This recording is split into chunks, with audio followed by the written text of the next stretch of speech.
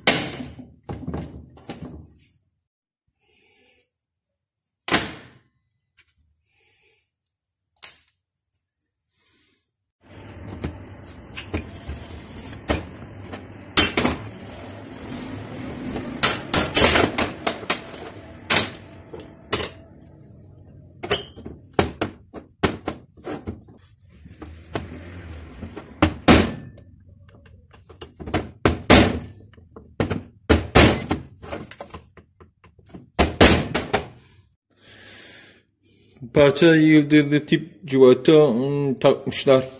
Bu sebeple sökülmedi. Bir de ince taşla bu kısmı, kırık kısmını kestik. İşte ve şimdi bunu ayıracağız.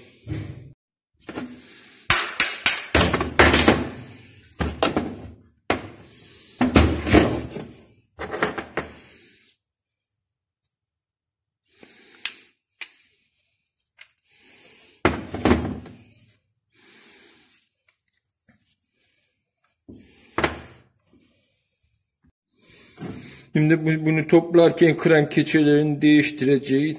Kran keçeleri arızalarında motor kendiliğinden deviriyor, zor çalışır.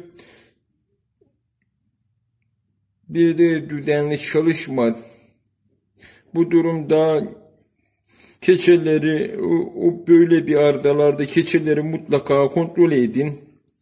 Kontrol ederken ise karbüratör kısmından benzini koyarsınız, pistonu üste koyun. Buralardan benzin aktığını görürsünüz. Ne taraftan kaçırıyorsa o tarafı söküp keçeyi çakabilirsiniz.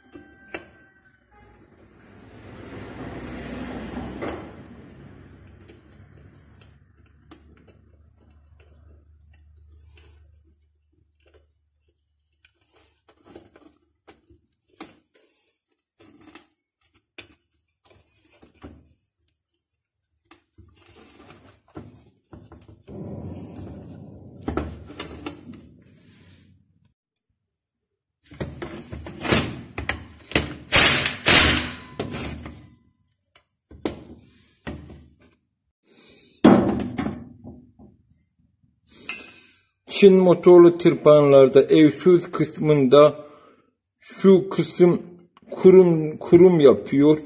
Burası kurum yaptıktan sonra piston daha fazla sıkıştırdığı için aşırı ısınıp hararet yapıyor. Bu kısmı mutlaka temizleyin.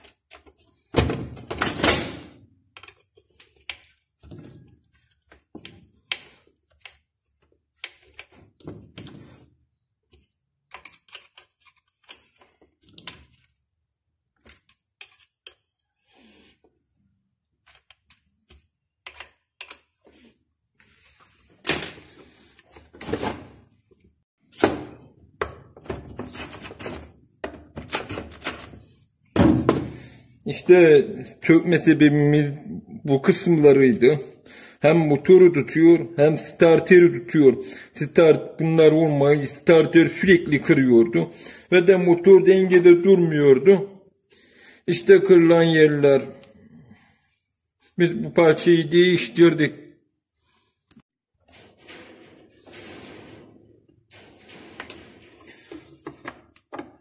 Böylelikle bu kapaklar 4 kapak yağ dolduruyoruz.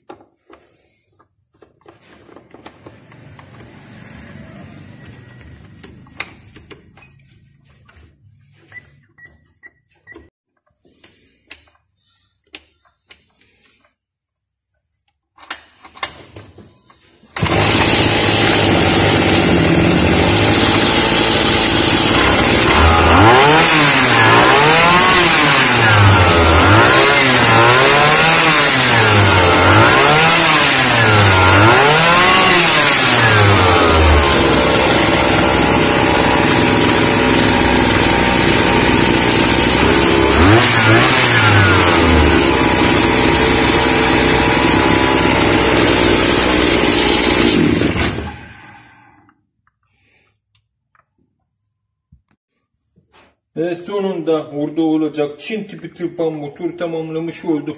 Bundan sonraki videolarda görüşmek üzere.